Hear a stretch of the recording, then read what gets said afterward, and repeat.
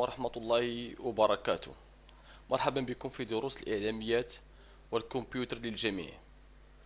بعدما تعرفنا على تعريف الجهاز وما هو الجهاز الكمبيوتر، وكذلك بعدما تطرقنا إلى وتعرفنا على تاريخ هذا الجهاز، سننتقل وإياكم إلى التعرف على المكونات الداخلية والأساسية للحاسوب، وسنعطيكم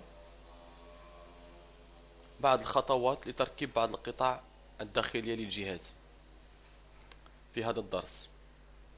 وسنتطرق كذلك إلى بعض المشاكل أو بعض الأعطاب التقنية التي تطرأ لهذا الجهاز.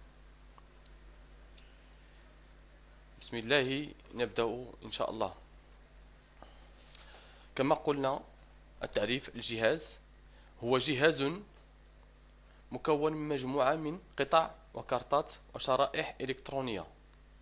يعني كل هذه الأجزاء والمكونات تعتبر إلكترونية كما أسلفنا الذكر عن التعريف.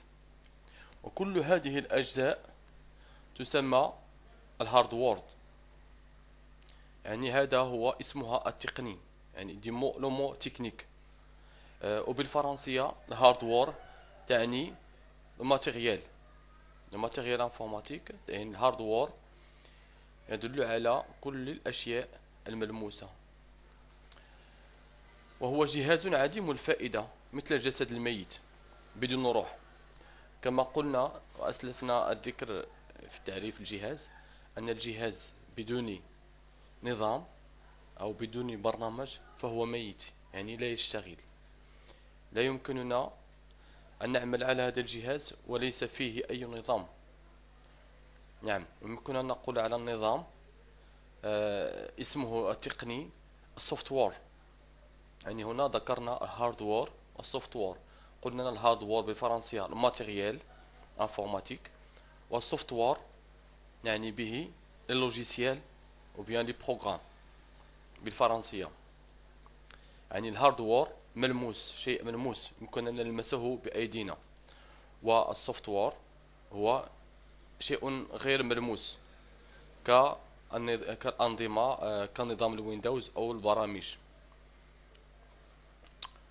وفي الدروس المقبلة سنتطرق إلى التعريف بالنظام والتعريف بالبرامج. والآن سننتقل وإياكم إلى تعريف المكونات على حدة. وقبل أن نتطرق إلى تعريف بالمكونات على حدة، سوف أشرح لكم طريقة عمل هذا الجهاز. نعم.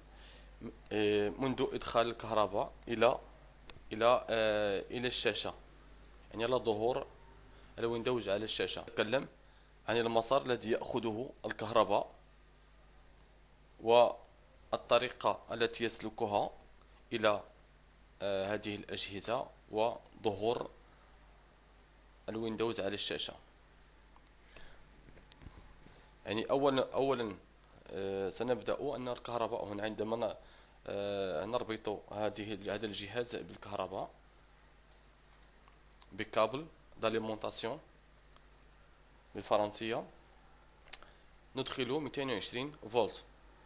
وهذا الجهاز، هذا المكون الذي سأتكلم عليه بالفرنسية بواد داليمونتاسيون، يحول الكهرباء من 220 فولت إلى 12.5 فولت، يعني 12 فولت و5 فولت. 5 فولت تذهب إلى هذه الكارت، يعني المكون الأساسي الذي يسمى اللوحة الأم أو مودر بورد بالإنجليزية أو كارت مير بالفرنسية. وهنا عندما يتم استقبال الكهرباء من طرف هذه الكارت، يعني أنها تحاول أن تتصل بالأجهزة المكونات الأخرى أو الأجهزة الأخرى المرتبطة في الجهاز، ويكون هناك موصل. وهنا بعد التعرف على الكارت تظهر كتابات بيضاء على الشاشة. هذه الكتابات البيضاء فيها معلومات عن الجهاز، وهذه المعلومات تؤخذ من مكون أساسي هنا، أو كما مكون إلكتروني يعني مرتبط داخل الكارت. يعني هذا الكارت الأم، يعني لوحة الأم، يسمى البيوس. هذا البيوس يحتوي على معلومات هذه الكارت أساسية، وكذلك يتم التعرف من خلالها، يتم التعرف على هذه الأجهزة. وبعد ذلك فإن هذا الكارت مير والأجهزة تحاول أن تتعرف على الأجهزة المرتبطة. يعني تبدأ بهذا قارئ الأقراص سي دي، وبعد مثل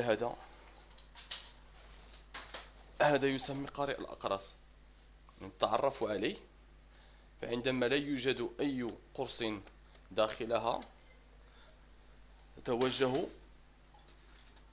لقراءة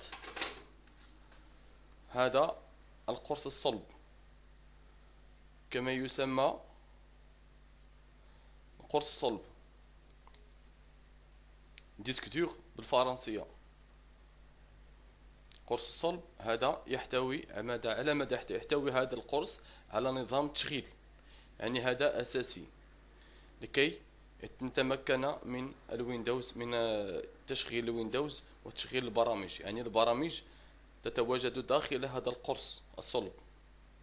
يعني بعدما يتم لهذه اللوحة الأم التعرف على هذه الأجهزة، يعني تبدأ بقراءة قارئ الأقراص، وبعد ذلك تتحول إلى قرص الصلب، القرص الذي يحتوي على الويندوز. وهنا يظهر لنا الويندوز مباشرة بعد الكتابة البيضاء، يظهر الويندوز بعد قراءة هذا القرص الصلب.